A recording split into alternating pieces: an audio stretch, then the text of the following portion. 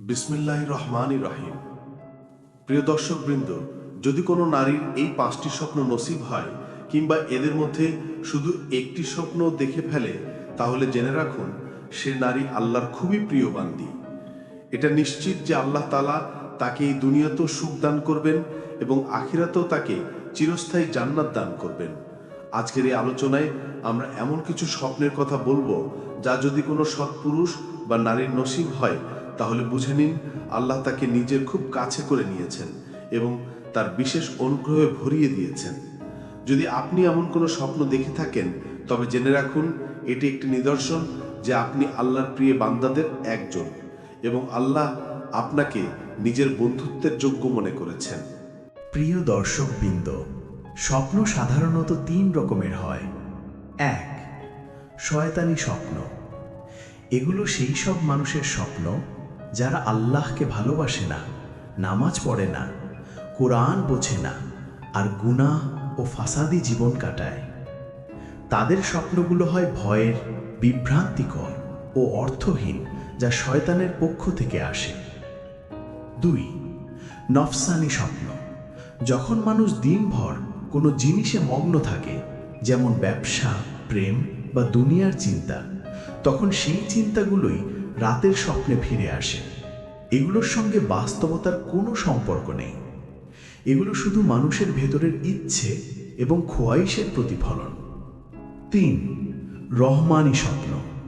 এই স্বপ্নগুলো খুবই বিশেষ এবং শুধু আল্লাহ সৎ বান্দাদেরই নসিব হয়। যাদের হৃদয় পবিত্র এবং যারা ইবাদতে মগ্ন থাকে, তারা যদি রাতের শেষ ভাগে বা ফজরের আজানের আগে এমন স্বপ্ন দেখে, তবে সেটি সত্য স্বপ্ন। এই স্বপ্নের মাধ্যমে মানুষ জানতে পারে আল্লাহ তার কতটা নিকটে রয়েছেন। আল্লাহর ওলি ও নবীদের স্বপ্নে দেখা। এখন আসুন জেনে নিই সেই সব স্বপ্নের কথা যা আল্লাহর প্রিয় বান্দাদের নসিব হয়। প্রথমত, যদি কেউ স্বপ্নে কোনো ওলি আল্লাহ অর্থাৎ আল্লাহর বন্ধুকে দেখে, তবে এটি এক বিশাল নিদর্শন। যদি স্বপ্নে আপনি কোনো ওয়ালি আল্লাহকে দেখেন এবং মনে মনে তাকে আল্লাহর বন্ধু বলে বিশ্বাস করেন, তাহলে বুঝে নিন এটি আল্লাহর পক্ষ থেকে এক বিশেষ বার্তা যে আপনি আল্লাহর কাছাকাছি চলে এসেছেন। দ্বিতীয়ত, যদি স্বপ্নে আপনি কোনো নবী বা সাহাবায়ে কেরামকে দেখতে পান, যেমন আদম আলাইহিস সালাম থেকে শুরু করে আমাদের প্রিয় নবী হযরত মুহাম্মদ সাল্লাল্লাহু আলাইহি ওয়াসাল্লাম পর্যন্ত, তবে এটি এক মহা সুসংবাদ।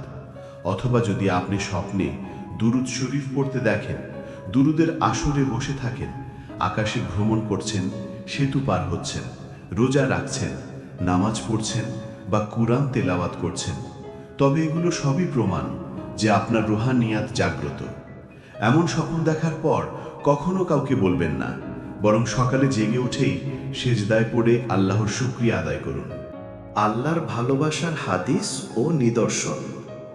রাসূলুল্লাহ সাল্লাল্লাহু আলাইহি ওয়াসাল্লাম ইরশাদ করেছেন, যখন আল্লাহ কোনো বান্দাকে ভালোবাসেন, তখন তিনি হযরত জিবরাইল আলাইহিস সালামকে ডেকে বলেন, হে জিবরাইল, আমি অমুক বান্দাকে ভালোবাসি, তুমিও তাকে ভালোবাসো। তখন জিবরাইল আলাইহিস সালাম তাকে ভালোবাসতে শুরু করেন এবং আকাশের সব ফেরেশতাদের মাঝে ঘোষণা করেন। ফলে সমস্ত ফেরেশতারা সেই বান্দাকে ভালোবাসতে শুরু করে এবং আল্লাহ পৃথিবীতেও তার প্রতি মানুষের ভালোবাসা তৈরি করে দেন। মানুষ তার প্রতি শ্রদ্ধা ও মমতা অনুভব করে। উল্টো দিকে, যদি আল্লাহ কোনো বান্দার উপর রাগান্বিত হন, তবে আসমান ও জমিনের সকল সৃষ্টি তাকে অপছন্দ করতে শুরু করে। তাই যদি দেখেন মানুষ আপনাকে ভালোবাসে ও সম্মান করে, তবে জেনে রাখুন এটি আল্লাহর ভালোবাসারই নিদর্শন। 3টি বিশেষ রহমানি স্বপ্ন। এখন শুনুন 3টি বিশেষ রহমানি স্বপ্নের কথা, যা আল্লাহর সন্তুষ্টির প্রতীক। 1. কোরআন তেলাওয়াত। যদি স্বপ্নে কোরআন তেলাওয়াত করতে দেখেন, তবে জেনে রাখুন আপনি আল্লাহর খুবই পবিত্র বান্দা। যৌবনে এই স্বপ্ন দেখলে আল্লাহ দুনিয়ায় উচ্চ মর্যাদা দেবেন, আর বার্ধক্যে দেখলে এটি অতীতের ভুল ক্ষমার ইঙ্গিত। 2. গোসল করা। স্বপ্নে গোসল করতে দেখা এক মহান রুহানি বার্তা। এর অর্থ আল্লাহ আপনার আত্মাকে পরিশুদ্ধ করছেন এবং গুনাহ ও খারাপ চিন্তা দূর করছেন। 3. সেজদায় কান্না বা দোয়া চান। যদি স্বপ্নে সেজদায় লুটিয়ে কান্না করেন অথবা হাত তুলে দোয়া চান, তবে এটি খুবই বিরল স্বপ্ন। এটি প্রমাণ করে যে আল্লাহ আপনার তওবা কবুল করেছেন এবং আপনাকে নিজের প্রিয় বান্দাদের অন্তর্ভুক্ত করেছেন। প্রিয় ভাই ও বোনেরা, যদি এই 3টি স্বপ্নের কোনো একটিও আপনার নসিব হয়, তবে সিজদায় পড়ে আল্লাহর শুকরিয়া আদায় করুন। যদি আপনি চান আল্লাহর সাহায্য আপনার জীবনের প্রতিটি মোড়ে পাশে থাকুক, তবে আজই আল্লাহর সঙ্গে সম্পর্ক মজবুত করুন, হৃদয় পরিশুদ্ধ করুন এবং গুনাহের পথ থেকে ফিরে আসুন। মনে রাখবেন, যখন সব দরজা বন্ধ হয়ে যায়, তখনও আল্লাহ তার রহমতের দরজা খোলা রাখেন। তাই দেরি না করে তওবা করুন এবং আল্লাহর দিকে ফিরে যান। নিশ্চয়ই তিনি খুব কাছেই আছেন।